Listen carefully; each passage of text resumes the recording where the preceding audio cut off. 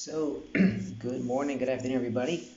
It's a little late in the day. I just did a 3 hour bike tour going from Park Britannica to Beit Guvrin. Got a flat tire on the road, so still exhausted, but here we are. So, again, we have a little problem because y'all up to, or most of you are up to Emor, and we're ahead with Bahar. So, even though there are a lot of great things with Shemitah, but there's one idea we have together is Pesach Sheni.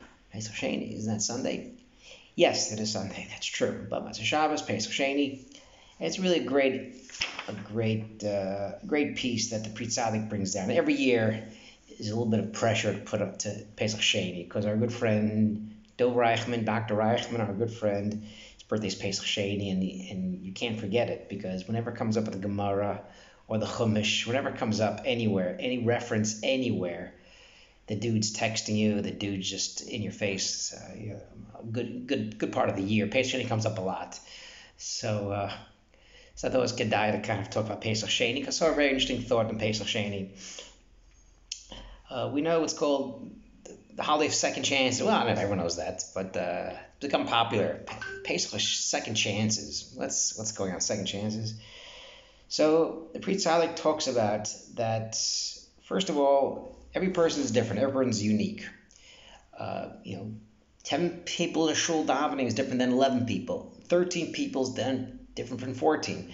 Every person has a different experience. Every person has different nisyonos. Every person has a different way to serve Hashem.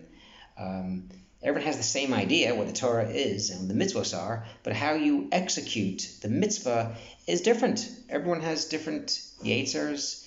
Everyone has a different background.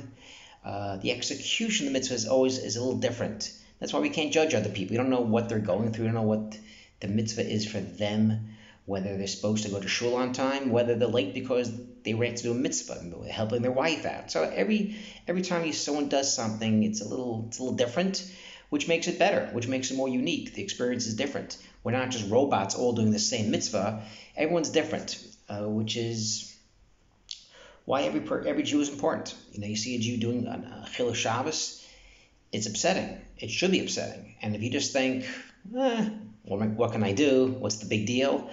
Maybe you can't do anything, but it's upsetting. On Pesach we were in Or HaGanuz, where the whole Moshav, it was a dati place, it was a frum place, and you have Hasidim there, you had Chabad there, you had Sephardi people there, you had tourists there.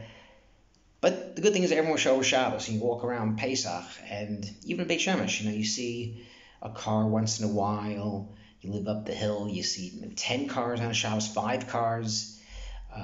Maybe last Shabbos we didn't see any cars going on Shabbos. And it's something. It's something. And you not that you can do much about it, but you could at least feel bad because it's a better Shabbos if everyone keeps Shabbos as opposed to just some people keeping Shabbos. And this is one of the arguments, this is the aspect where the people, whether it was El Tzafan, Mishael, whether they were carrying Nadav and Avihu, whether the people were carrying the bones of Yosef. So they were Tamei Nefesh. And when Moshe says in year 2 in the Midbar, on Rosh Chodesh Nisan, you're doing a Pesach this year in a couple of weeks, and these people were upset. They said, well, Lamni Kara, it's not, why can't we do it, Pesach Moado, B'soch B'nai Yisrael? And Pri Tzaddik underlined B'soch B'nai Yisrael. Some people, you do a mitzvah, or you learn by yourself, you're in the corner, okay, that's fine. But some people, you should feel B'soch B'nai Yisrael. There's a lot of things to grow, to gain from your own mitzvah if you can't do it with people. There's issues now, actually just America, but here in Beit Shemesh. Some people got used to the house minyanim or the block minyanim, and some people still have a mincha ma'ariv on the streets and hurting the shuls. And if you leave, get off the plane and you have to be in quarantine for a day, 24 hours, you can't go to shul. So some people, oh, thank God I can sleep late. Some people are upset. Some people, it's crazy rules, but okay, you got to keep the rules. You got to keep the rules. You can't leave your house.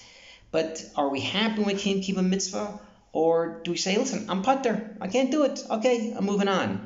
And these people that were upset that they couldn't do the mitzvah, it bothered them so much. B'soch b'nei Yisrael, they understood how important Korban Pesach is. A year ago, they were in their homes with their families. All the Jewish people did it. It was their first mitzvah they did all together, and now they couldn't do it, and they were so upset. B'soch b'nei Yisrael. And the response that Moshe says, okay, Hashem says, two things going on. One is if you're tamei nefesh or derech choka. So tamei nefesh is not because you did anything bad. A Metzora did something bad, he's tamei. A zav did something bad, he's a zav.